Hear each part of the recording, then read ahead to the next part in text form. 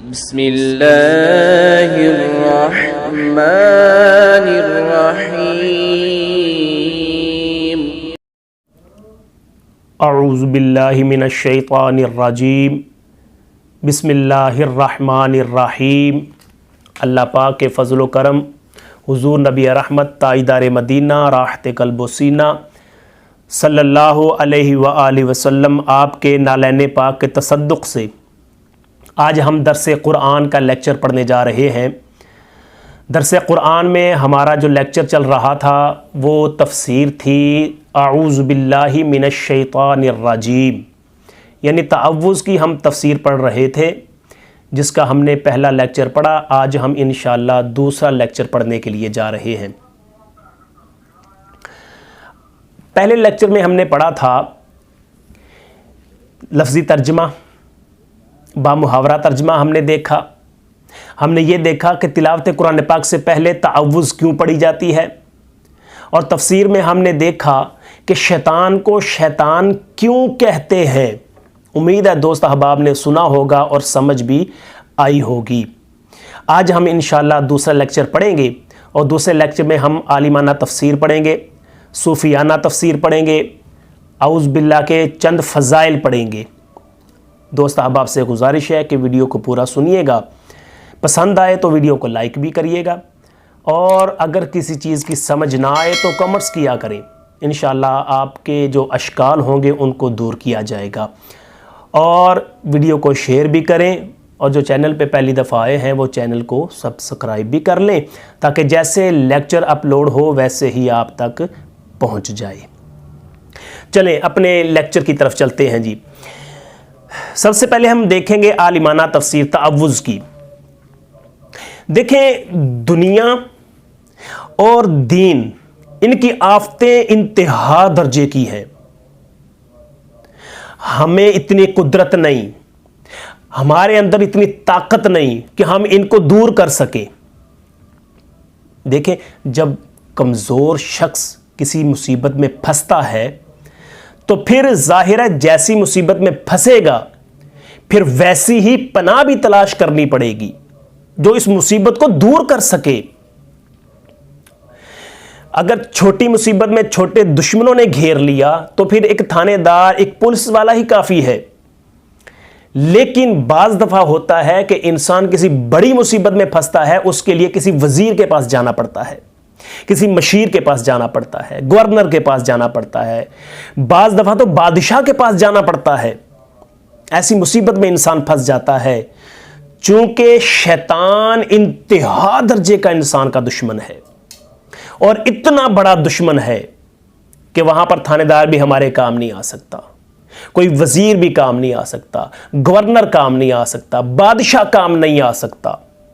تو جب یہ کوئی بھی ہمارے کام نہیں آ سکتا تو پھر ہمیں چاہیے تھا کہ جو اس سے بڑھ کر ہماری پناہ کر سکے۔ تو اللہ تعالیٰ نے فرما دیا، پڑھو، کیا پڑھنا ہے؟ اعوذ باللہ من الشیطان الرجیم۔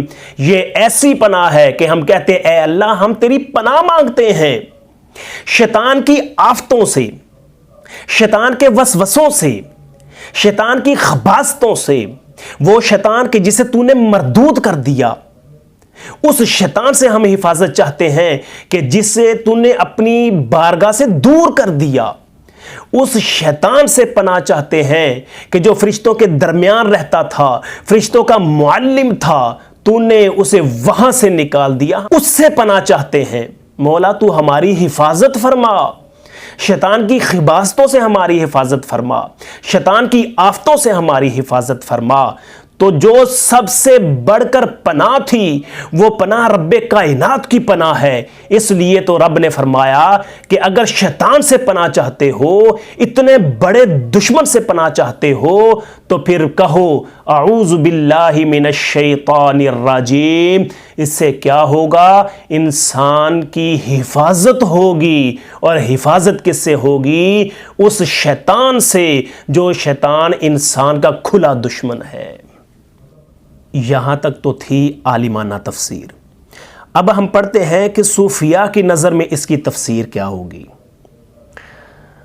دیکھیں جو چیز بھی سرکش ہو،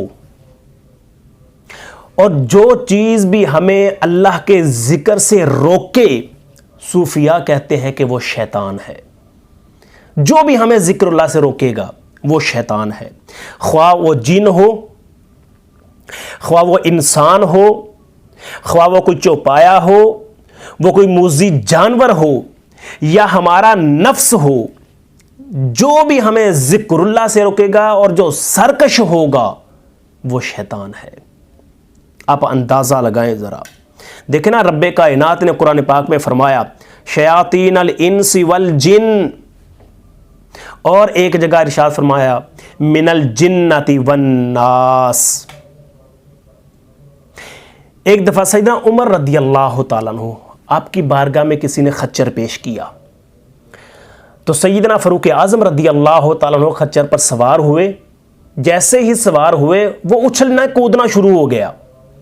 آپ نے بڑی کوشش کی، اسے مارا، لیکن وہ اسی طرح اچھلتا کودتا رہا. بالآخر آپ اس سے نیچے اترے اور یہ کہہ دیا، کیا کہا کہ یہ جو خچر کود رہا ہے یہ شیطان ہے، یہ سرکش ہے. تو جو سرکش ہوگا وہ شیطان ہے، جو ذکر اللہ سے روکے گا وہ شیطان ہے. تو یاد رکھو، ایسی بہت سی چیزیں ہیں جو ہمارے اندر ہیں، جو ہماری دشمن ہیں. اب دیکھیں نا، انسان دشمنوں سے گھرا ہوا ہے، اندرونی بھی بیرونی بھی، یعنی بڑی بڑی آفتیں انسان پر اتر رہی ہیں. اب دیکھیں نا، نفس انسان کے اندر ہے، وہ انسان کا کھلا دشمن ہے. شہوت وہ انسان کی دشمن ہے. غصہ وہ انسان کا دشمن ہے. حسد وہ انسان کا دشمن ہے.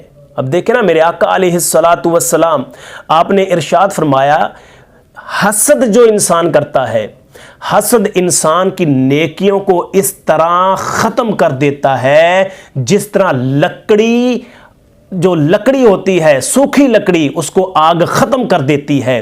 اسی طرح حسد انسان کی نیکیوں کو برباد کر دیتا ہے. ہوس، لالچ، طمع یہ انسان کے اندرونی دشمن ہے، اور بیرونی دشمن انسان کے اعضاء. آنکھ، اس کی جو خواہش ہے حرام دیکھنے کی. کان، یہ خواہش کرتا ہے حرام سننے کی. آنکھ یہ حرام دیکھنے کی تمنا کرتی ہے، خواہش کرتی ہے. زبان حرام بولنے کی خواہش کرتی ہے. ہاتھ حرام چیز کو پکڑنے کی خواہش کرتے ہیں. پاؤں یہ حرام کی طرف چل کے جانے کی کوشش کرتے ہیں. تو آپ نے دیکھا، انسان اندرونی دشمنوں سے بھی گھرا ہوا ہے، بیرونی دشمنوں سے بھی گھرا ہوا ہے. تو جب ہر طرف سے انسان کو دشمنوں نے گھیرا ہو تو پھر چاہیے ہمیں اس سے بہت بڑی پناہ کی کہ جس کے امان میں ہم جائیں، جس کی پناہ میں ہم جائیں، تاکہ ہماری حفاظت ہو. اندرونی شہوت سے ہماری حفاظت ہو جائے، حسد سے ہماری حفاظت ہو جائے، ہوس سے ہماری حفاظت ہو جائے، غیبت سے ہماری حفاظت ہو جائے، آنکھ کی برائی سے ہماری حفاظت ہو جائے، ہاتھوں کی برائی سے ہماری حفاظت ہو جائے، زبان کی برائی سے ہماری حفاظت ہو جائے، کان کی برائی سے ہماری حفاظت ہو جائے. تو جب انسان اندرونی دشمنوں سے گھرا ہوا ہے، بیرونی دشمنوں سے گھرا ہوا ہے، تو پھر صوفیہ کہتے ہیں کہ ہمیں چاہیے کہ ہم ایسے کی پناہ میں آئیں کہ جو اس سے ہماری حفاظت کرے. تو اگر ہم ڈھونڈیں کسی کی پناہ، ایک ہی پناہ گاہ ہمیں ملتی ہے، اور وہ پناہ اللہ رب العزت کی پناہ ہے.